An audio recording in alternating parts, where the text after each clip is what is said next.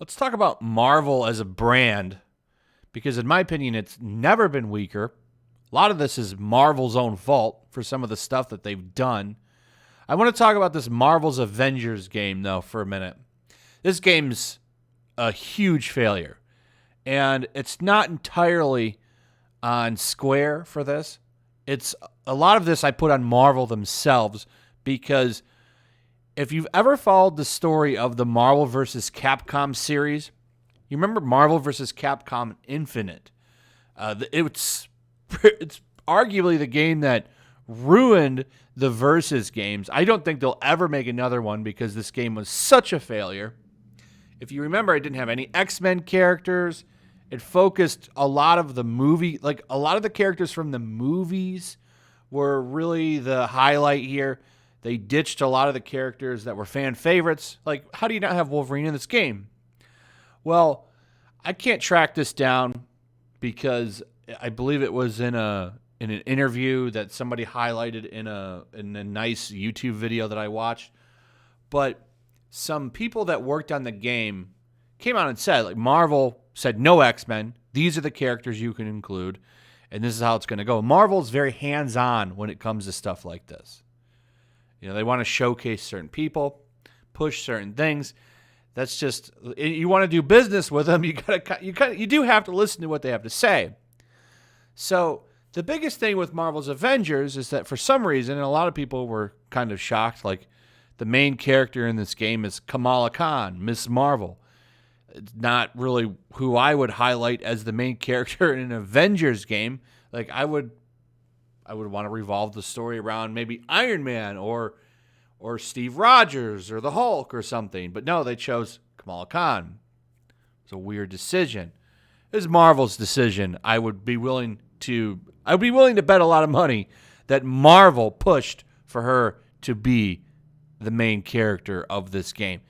And it didn't get anybody excited, in a large part because nobody knows really who the hell she is. Nobody cares about her. The comics don't sell. Whether or not she's interesting in that Disney Plus show remains to be seen. Maybe it'll be a good show. I don't know. That's going to be what makes that character popular, if anything. The books aren't doing it.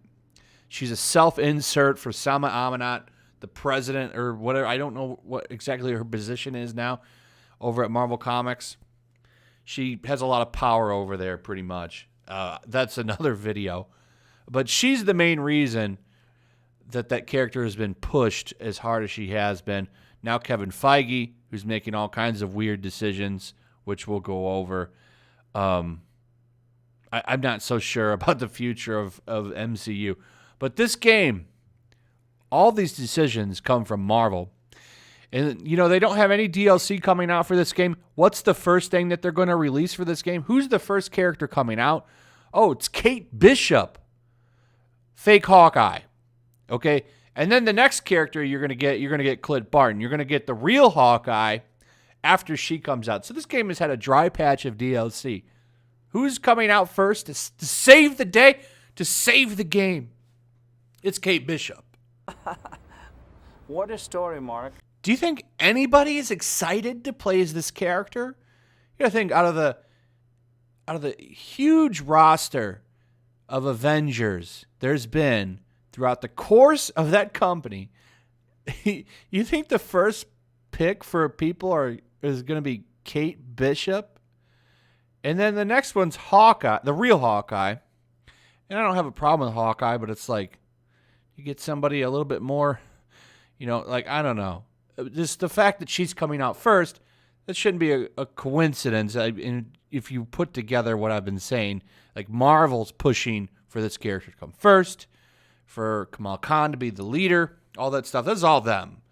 Now, actually, some of the stuff Square did, like I've said this before, this was the most interesting Kamala Khan has ever been, as in this Marvel's Avengers game. The way that they showcased her powers and her personality was a lot better than anything that's been in the comics. Anything. So, I mean, I'd give them props for that, but that's just not what people were looking for. You know, nobody wanted to see her. It is pretty damaging to the Marvel brand, in my opinion, when you put out a Marvel's Avengers game, okay, It's a AAA game, and it sells like shit.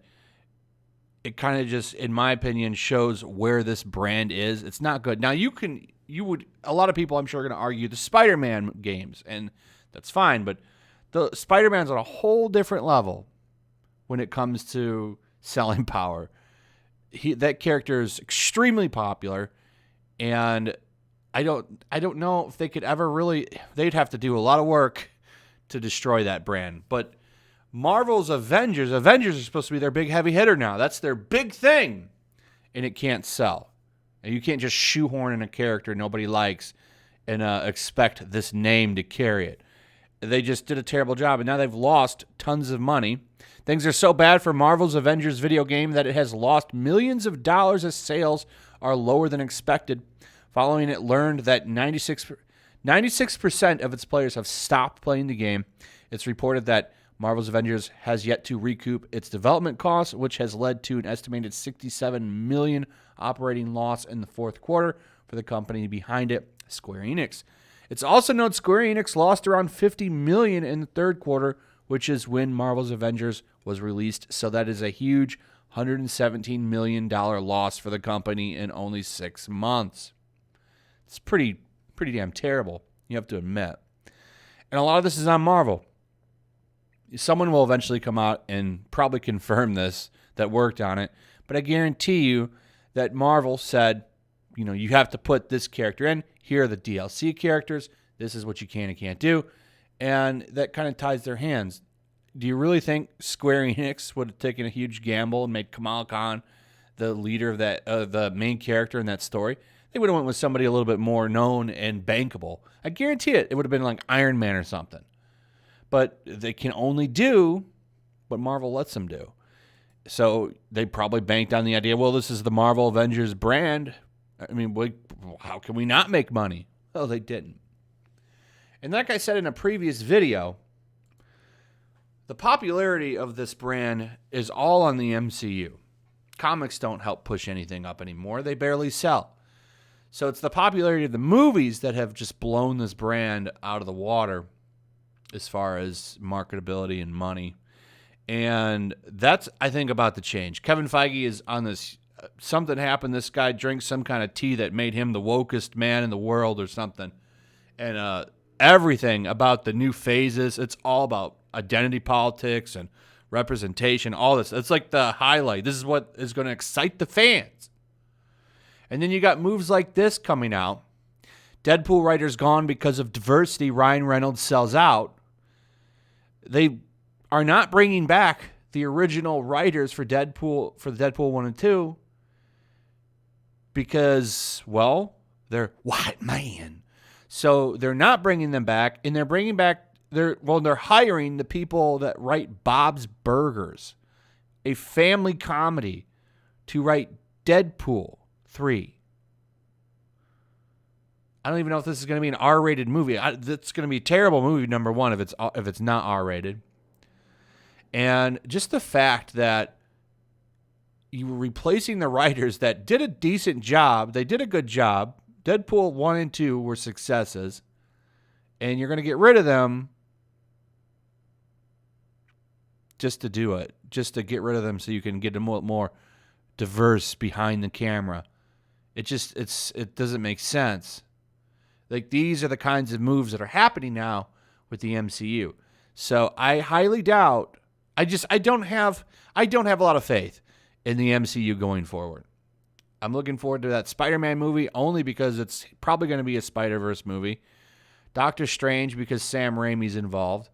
And I do think that WandaVision series looks pretty decent. But everything else I hear, even like the Bucky, the Falcon Winter Soldier series is supposed to be about America dealing with a POC Captain America. The Eternals movie is all about like these guys kiss now. That's like the highlight. And let's not even get started with some of the other stuff. I just don't think the MCU's in a good place. And it's not going to take much to bring this House of Cards down. Like, it's already kind of weak. You've already got rid of all of your charismatic actors with Endgame. So, I don't know. We'll see what happens. But I just think that this brand is done. I think you're going to get a few more hits, but when you look at the fact that it's probably going to be Brie Larson carrying this franchise, this brand forward, I just don't think it's going to do very well. And you kind of already see a chink in the armor with this game doing so damn poorly.